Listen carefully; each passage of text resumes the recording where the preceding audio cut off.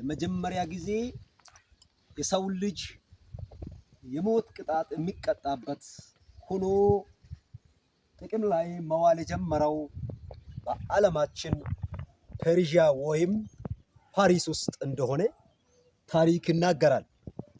እንግዲህ ከነዚህ ከፈሪሳውያን ደግሞ ሰሜን አፍሪካ ወስደው ተግባራዊ ማድረግ ጀመሩት። ከሰሜን አፍሪካውያን ደግሞ ሮማውያን ወስደው ተግባራዊ ማድረግ እንደጀመሩት ወይም ወንጀል የሰራውን ሰው በመስቀል ላይ የመቅጣትን ስራ እንደጀመሩት ታሪክ ይናገራል።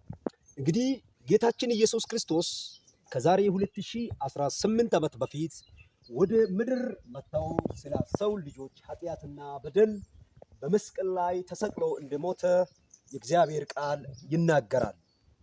እንዲሁም ጌታችን ኢየሱስ ክርስቶስ በመስቀል ላይ ተሰቅሎ የሞተበት ምክንያት እኛን ከእግዚአብሔር ጋር ለማስታረቅ ወደ እግዚአብሔር መንግስት ለማድረስ እንደሆነ የእግዚአብሔር ቃል በሚገባ ያስረዳናል።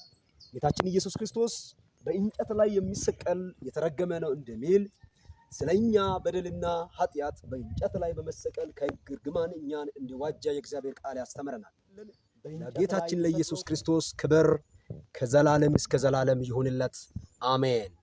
ሞቶ ለዋጀን ለበጉ ለዘላለም ይሁን፣ አሜን።